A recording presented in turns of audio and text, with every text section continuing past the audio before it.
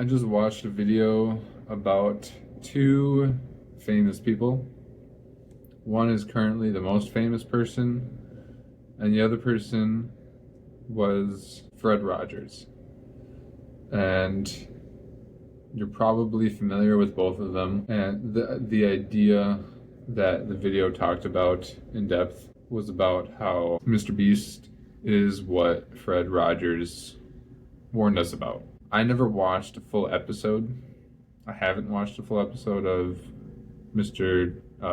Rogers' Neighborhood yet, but I've learned about the lessons that he's taught, and the video enlightened me on why he was so valuable is because he had slow content, and it was not designed to capture attention, but to prepare kids for the world and to play.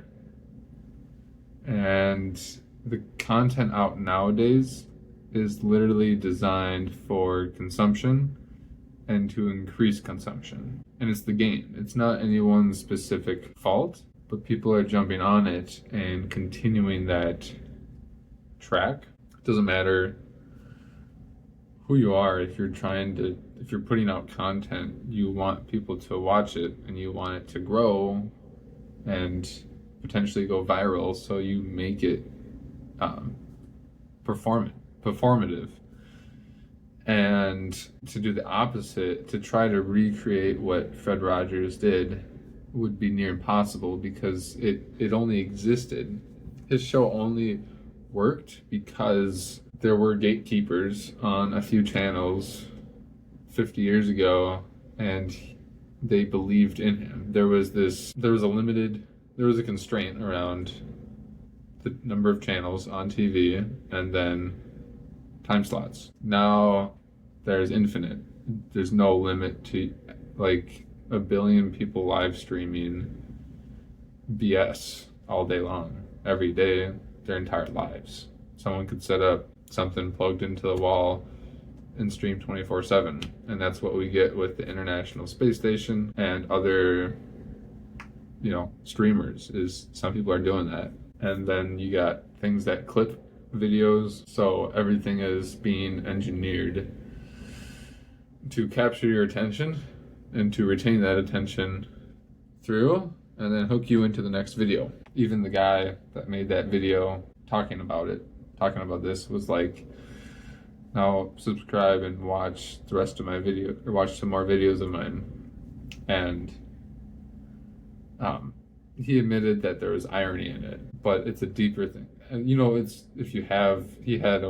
has over 200,000 subscribers, so obviously he wants to continue to grow and spread the message. He believes in that message, but at the same time, I could tell the existential crisis of him being within the game to continue that process.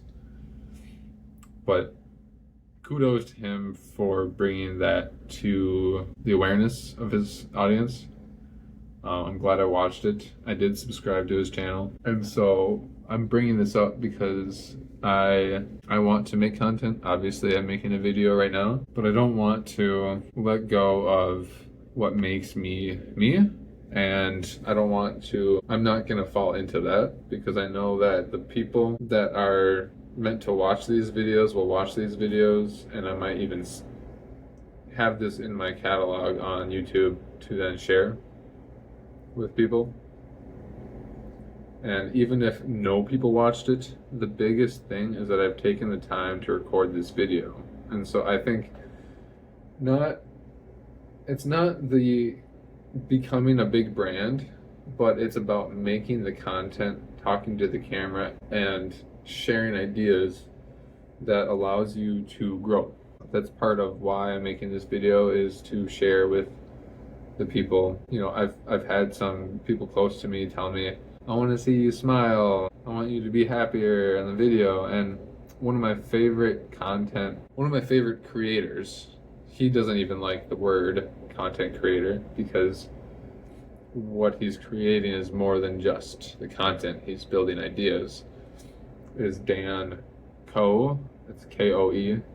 And his whole thing is about building an ecosystem of ideas that once you listen to him, once you watch or take the ideas, receive the ideas in, you think about them when you're not watching, which is different than the content that is hyper performative and action packed and emotion driven, where there's a lot of acting involved and directing and making sure every single second is valuable to the end user. So the person gets the hit of dopamine when they're viewing it, and they feel a dip if they're not viewing it. And so it encourages them to continue watching more and more to get those dopamine hits. Dan Co had this challenge called the Superhuman 90, which changed my life. Involved doing several habits. I did not follow through with all of them, but one, which was reflecting every night. I did pen on paper, and I haven't stopped. So that was November 1st, and I've been writing. Now, it's some days, there has been a couple days where I don't write on that day, but I will reflect for every day. And so, like a couple days ago, I didn't write, but then in the morning, I then wrote about my reflections of that previous day. And so, one of the things I want to build, I want to offer to people is a way to do that. And it's hard. It's difficult to think about how to do that, right? Because there was a specific way I was pulled into that frame of mind. It was a change in identity. So being someone who is focused, has the attention span to reflect on your life and take steps to improve over time. And so I'm reading right now The Soul-Sourced Entrepreneur because I want to start my own business. I am starting my own business, and I thought it was going to be media driven, and I realized it's got to be sourced from the soul, the core, if you will. Because you can't, if the core is bad, then the rest of the apple's going to be sour and fermented, and you don't want that. You don't want parasites going inside and destroying. You can cover up the hole and show the shiny part, but if it's rotten from the inside out, sooner or later people are gonna find out, or you're just gonna end up poisoning the world with destroying their attention spans, which is happening. It's been happening over my lifetime. It's first started out as a few channels, and then a few dozen, and then a few hundred. When I grew up, we didn't go past channel. So I don't think we had more than 70 channels, but then we got a few hundred, and it was like, whoa, it was too much. Had the internet, it was slow at first, so you had to be very intentional about what websites you wanted to wait for it to load. And now we can get everything within a couple seconds on our phone. And people have lost the art of writing or simply creating analog in the analog world. Whether it's making music or making art, writing words, even reading books is good for the brain. Being able to focus on something for more than a minute, more than a couple minutes. If you can focus on one thing for more than a couple minutes now, you have more advantage than the majority of people. If you can sit with the pauses of life, your brain is healthier than the majority. People live on the scroll, and it's not good for the brains. In high school, I wore a Mr. Rogers' Neighborhood t-shirt, and I had never watched it, but it had good vibes.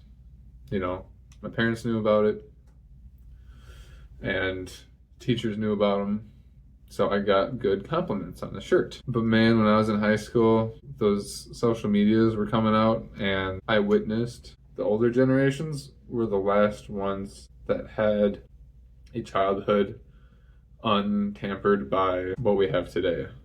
And when I was a senior in high school, I witnessed those freshmen and sophomores already addicted to their screens. I can't imagine what it's like in schools now. I'm definitely an advocate of no smartphones for humans until their brains are fully developed. Some people say 16, so when they get their license, they can have a device. It's a paradox. I'm holding a paradox because the contradiction, because I would love to not be on, consume content in that world, but at the same time I have this message and I want to help people become healthier. So my goal is, how do I figure out how to get people off of their screens while using the screen? And it might just have to mean that I do more analog in my local environment and focus on that, because one guy I look up to, Gary Vaynerchuk, talks about how analog is going to blow up. The experiences, the connections, the relationships, and I see how, there's millions of people that are creating content, and there's a lot of people, and there's even more people that consume content. And everyone's brains have been affected by the screens. Right now I'm recording, my screen is in grayscale, black and white, because I know colors affect your mind. It's why every brand is so focused on, when they start off or when they rebrand, they're focused on the color scheme. I'm watching this in grayscale, but it's going to be published in color until I figure out how to make all my stuff in grayscale, published in grayscale. I want people to spend more time with their thoughts, with pen on paper, with other humans, and that can be hard for people. I'm on a platform called School, and my school peeps might watch this. I'll post it in my group there.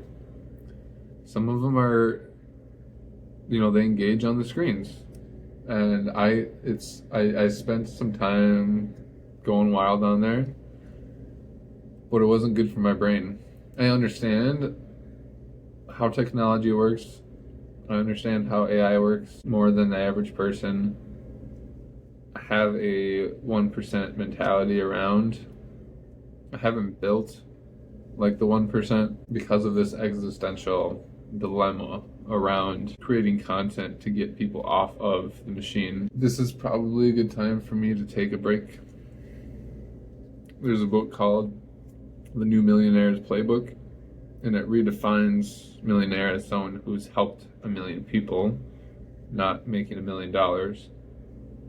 And it's about having purpose and value and sharing your curiosities and interests. Yes, using social media, but the first chapter is unplugging from the matrix for a week. Uninstalling, removing, not spending time on the socials for a week. And I think that'll be good for me. I know that'll be good for me. I've got some focus. I'll still be on School because it's not a social media. There's no algorithm. You go inside of communities. There's posts, replies, comments. There's classroom, and there's courses in the classroom. And it is very much relational based, community focused. And I've got some dreams and some aspirations with School, so I'm going to continue being on there, building with that. But I'm going to uninstall those other platforms right now because I've already been not posting. I gotta get rid of them all. So after I post this, I'm going to clean slate my phone as much as possible, dumb it down, so I can focus, because there are things in my reality right now that need my attention more than the algorithm. And I really appreciate you watching this. this got spurred because of I'm doing like a reaction video of what I just witnessed. I try to, when I do watch something, I try to make sure that it is something that will bring me value, and today was that, and to then share what came to mind. And there's obviously, there's more depth to this, and it's going to inspire me to make more content. I'll be writing, I'm taking notes today, reading from a book. I've got my stack of note cards here that I'm going to open up. Still got the plastic on, and I'm going to start taking notes. I've also got legal pads to write down long form because I know it's good for my brain.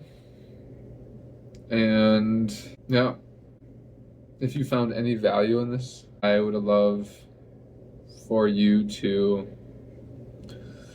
engage in a comment, a reply, direct message, phone call, if you got my number, email, or just simply join me in taking a week off of the socials if you feel up to the challenge. But let me know first so I can hold you accountable. You know, I want people to spend more time in the analog, developing their minds, but also make sure you're eating your protein, because if you can make sure you're eating your protein, your body will be prepared for the changes in your psyche, your consciousness, from getting away from the algorithm, because you need to be strong for this.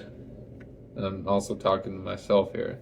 So you got to be strong, work out, exercise, move your body, get good sleep, manage your stress, write down your thoughts, reflect every day. And this has been a good time chilling with Dylan. See you next time.